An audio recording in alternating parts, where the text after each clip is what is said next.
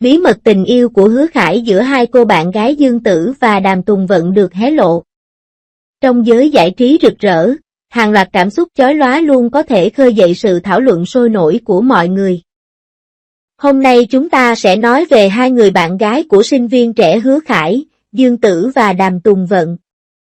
Hứa Khải sinh năm 1995, cao 187cm.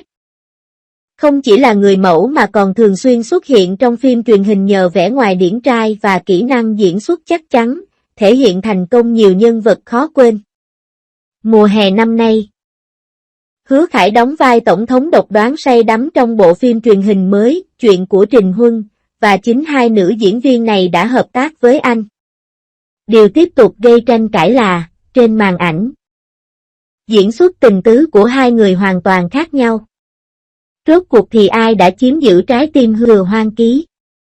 Trong bộ phim này, Yeo Ji-min, do Hứa Khải thủ vai, đã mang đến cho mọi người cảm giác máu lạnh và ích kỷ khi lần đầu xuất hiện.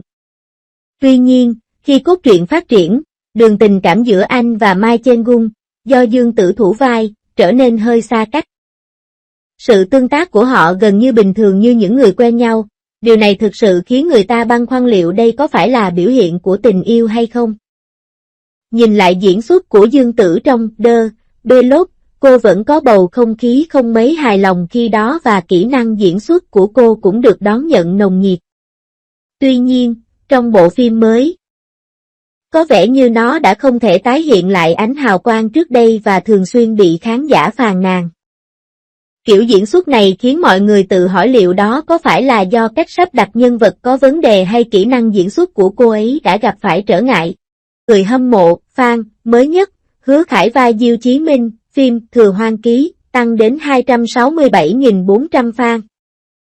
Hứa Khải là diễn viên được khen nhiều nhất trong dự án này do có nhiều cải thiện trong diễn xuất, vai diễn của anh như được Edoni đóng giày. Dương Tử vai Mạch Thừa Hoang, phim Thừa Hoang Ký, thì tăng 97.000 fan. Lượng fan của Dương Tử tăng không đột biến như của Hứa Khải, cũng không quá khó hiểu. Dương Tử vốn dĩ đã có lượng fan lớn, nên tỷ lệ tăng fan ở phim này không cao. Thừa Hoang Ký là bộ phim đi sâu vào những mâu thuẫn trong mối quan hệ giữa cha mẹ, con cái thời hiện đại. Ngoài ra, phim còn mang thông điệp truyền cảm hứng cho nữ giới, nên yêu bản thân mình hơn, biết tập trung phát triển sự nghiệp riêng của mình, thay vì phó mặc cho nhà chồng hoặc người nào đó. Ngoài ra, giữa công việc và dành khoảng lặng cho gia đình. Mức cát xê chênh lệch giữa nam nữ chính trong phim được cho là dễ hiểu. Bởi lẽ những năm qua, danh tiếng của Dương Tử liên tục tăng cao với nhiều dự án đặc sắc, thu hút sự quan tâm của công chúng như Dư Sinh Sinh chỉ giáo nhiều hơn, Trầm Vụng Hương Phai, Trường Tương Tư. Trong khi đó, độ nổi tiếng của Hứa Khải được cho là kém cạnh so với bạn diễn nữ. Thậm chí, hàng loạt các tác phẩm do nam diễn viên đóng chính bị đánh giá thấp, kém nổi tiếng như Thượng Thực, Khi Em Mỉm Cười Rất Đẹp, Tuyết Ưng Lĩnh Chủ. Mặt khác, nữ diễn viên sinh năm 1992 được cho là rất vượng bạn diễn, giúp bạn diễn nổi tiếng. Theo đó, các sao nam từng đóng chung với Dương Tử như Lý Hiện, Thành Nghị, Đặng Luân đều nổi tiếng hơn hẳn sau bộ phim hợp tác. Đăng ký cũng đem về thành công nhất định. Tỷ suất người xem luôn ở mức khả quan, trung bình 1,8%, cao nhất đạt 2,1%. Hãy cùng nhìn vào Đàm Tùng Vận, một nữ diễn viên khác hợp tác với Hứa Khải. Trong bộ phim Em Đẹp Hơn Ánh Sao, mối quan hệ giữa cô và Hứa Khải rất tốt đẹp. Sự thân mật thể hiện giữa hai người trong vở kịch khiến tim mọi người đập nhanh hơn, như thể họ thực sự là bạn tình. Người hâm mộ bày tỏ trước dư luận rằng hình ảnh cặp đôi của Đàm Tùng Vận và Hứa Khải quá quyến rũ. Không khí như vậy khiến khán giả vô tình cảm thấy vui mừng cho họ khi xem chương trình. Với tư cách là một khán giả, chúng ta thường cảm động trước kỹ năng diễn xuất. Khí chất cảm động được Đàm Tùng Vận thể hiện trong vai diễn chắc chắn khiến người ta cảm nhận được sự chân thành của tình yêu.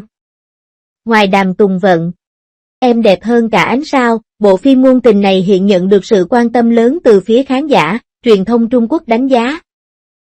Sau khi loay hoay với các dự án phim cổ trang không mang lại hiệu ứng tốt, Hứa Khải đã trở về đúng thế mạnh của mình với các phim ngôn tình, nhập vai tổng tài. Hàn Đình trong Em đẹp hơn cả ánh sao là một nhà đầu tư có hoài bão và lý tưởng. Vẫn là một nhân vật ngôn tình khó gặp ở đời thường.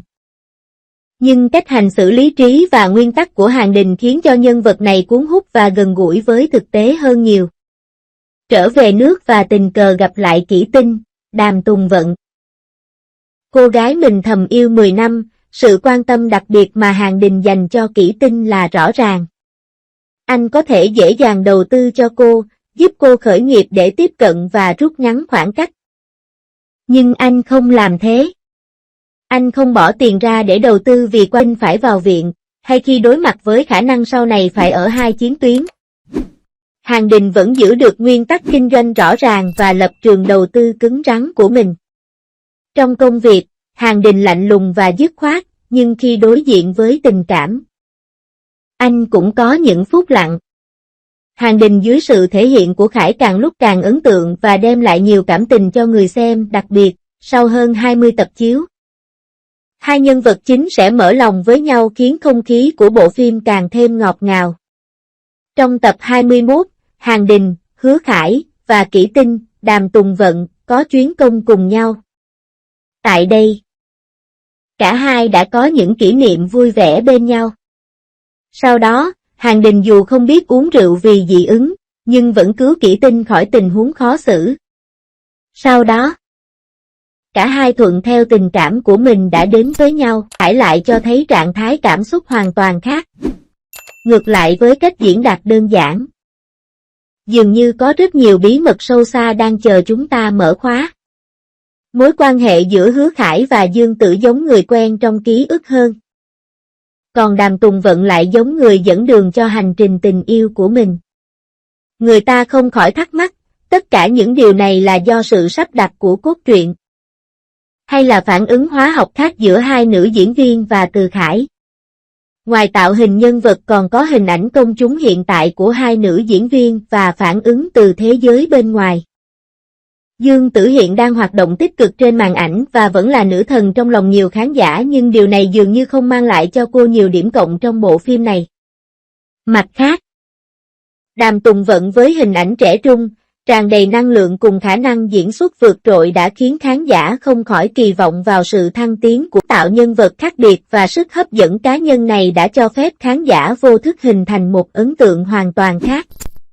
Trong những ngày tới, Dương Tử sẽ tiếp tục nỗ lực trau dồi kỹ năng diễn xuất của mình, còn Hứa Khải sẽ tiếp tục thử sức mình trong những bộ phim truyền hình mới.